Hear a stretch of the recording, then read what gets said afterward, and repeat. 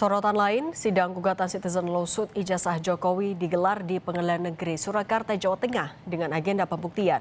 Kuasa hukum Jokowi tengah memikirkan opsi pinjam barang bukti apabila di persidangan diminta menunjukkan ijazah asli Jokowi.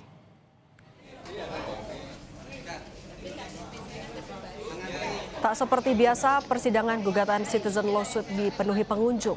Melalui kuasa hukumnya, pihak penggugat meminta pengadilan agar dilakukan pencocokan ijazah. Sementara pihak Jokowi mempertimbangkan untuk meminjam ijazah dari Polda Metro Jaya.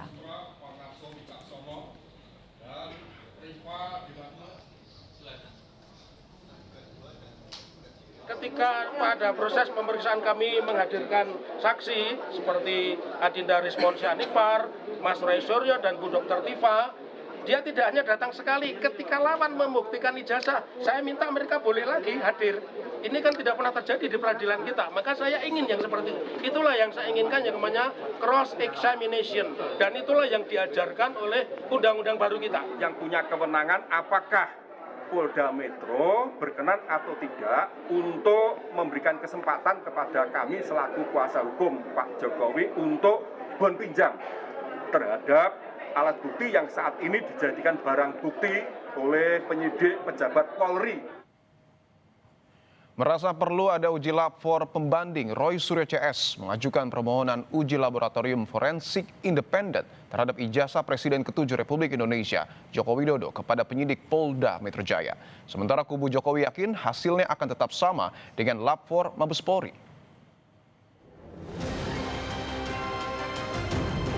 Karena begini, jadi yang pertama adalah BRIN, Badan Riset dan Inovasi Nasional. Yang kedua, Laboratorium Forensik Universitas Indonesia.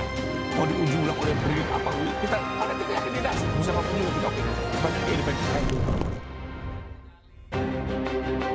Kubu tersangka klaster kedua kasus fitnah ijazah palsu Jokowi yakni Roy Suryo, Rismon, dan Dr. Tifa kembali memaparkan kecurigaan mereka atas ijazah Jokowi yang diperlihatkan dalam gelar perkara khusus di Polda Metro Jaya. Roy bahkan meyakini emboss dan watermark UGM tidak nampak jelas di ijazah. Sementara warna pas foto Jokowi juga nampak bukan kualitas cetakan tahun 85 yang menurut Roy sudah pasti mulai pudar. Di map ini, noktah atau kotoran yang ada di sebelah kiri ini tidak terlalu nampak. Kemarin tampak sekali. Saya jadi berpikir, apakah ini barang yang sama?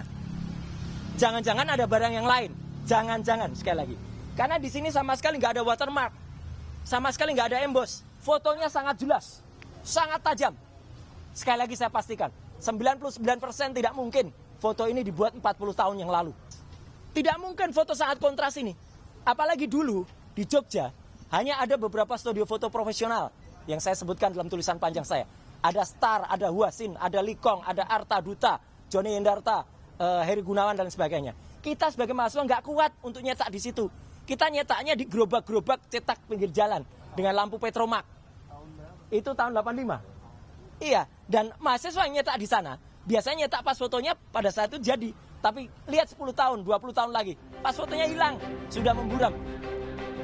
Namun pemaparan Roy yang diklaim sebagai sebuah penelitian dinilai kuasa hukum Jokowi sebagai dalih untuk menghindari jerat pidana fitnah. Menurutnya, Roy CS mendadak mengaku sebagai peneliti begitu tudingan mereka dipolisikan Jokowi. Dan perlu dicatat, di 31 objek itu tidak ada satu kalimat pun menyatakan dirinya sedang melakukan penelitian. Tidak ada satu kalimat pun yang menyatakan dia sedang melakukan kegiatan akademis. Sama sekali tidak, boleh cek, publik bisa lihat. Ya. Jadi clear itu nggak ada urusan akademis, urusan penelitian. Lalu setelah kami laporkan, sebulan kemudian mereka langsung merubah menyusun strategi pembelaan, mengklaim diri sebagai peneliti. Merasa perlu ada uji lab for pembanding, Roy Suryo CS pun mengajukan permohonan uji laboratorium forensik independen terhadap ijazah Jokowi ke Polda Metro Jaya. Mereka mengusulkan Badan Riset Nasional dan UI sebagai pelaksana uji lab for tandingan. Merespons permohonan tersebut, kubu Jokowi tetap yakin hasilnya akan sama dengan uji lab for Mabes Polri. Dalam konteks datang untuk meminta agar diadakan tes laboratorium forensik yang bersifat independen, yang hasilnya itu bisa kredibel, akuntabel, transparan, dan ini bisa dipertanggungjawabkan oleh para pihak dan tidak ada lagi pihak-pihak yang mengklaim itu tidak mewakili aspirasi begitu. Jadi yang pertama adalah BRIN, Badan Riset dan Inovasi Nasional. Yang kedua, Laboratorium Forensik Universitas Indonesia. Dua pilihan ini bisa diambil oleh penyidik siapa yang akan ditetapkan sebagai institusi untuk melakukan uji lab yang sifatnya independen. Mau diuji ulang oleh BRIN apa UI, karena kita yakin tidak sih, siapapun juga kita oke. Sepanjang dia independen. Sepanjang independen ya. Saya nyambung aja lab. Artinya apa? Soal identik tidak identik. Apakah bisa membuktikan palsu tidak palsu? Tidak juga. Ya, itulah makanya. Ini kan suatu pengetahuan dasar dan beliau sepakat. Waktu keluar lapor dari Mabes dia bilang itu bukan palsu tidak palsu, itu identik tidak identik. Nah, jadi kembali lagi diuji pun oleh lab-lab lain belum tahu palsu tidak palsu. Karena dia menjawab identik tidak identik. Maka akhirnya apa? Biar di pengadilan semuanya selesai.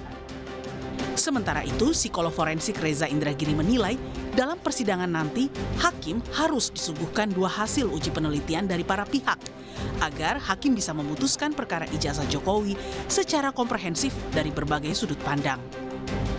Mabes Polri, Polda Metro Jaya ataupun Puslap 4 semestinya kita anggap sebagai lembaga yang independen. Harusnya. Tetapi sekian banyak hakim dalam sekian banyak referensi juga mengingatkan bahwa kita tidak boleh a priori terhadap pihak manapun di ruang sidang.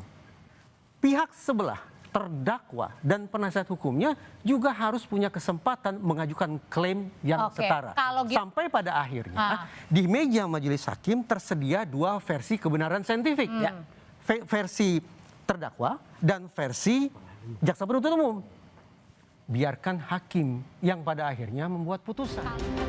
Sebelumnya saat dikunjungi relawannya pada Jumat lalu, Jokowi mengaku siap memaafkan beberapa terlapor pencemaran nama baik kecuali 3 orang, yakni Roy Suryo, Rismon Sianipar, dan Dr. Tifa. Tim Liputan Kompas TV.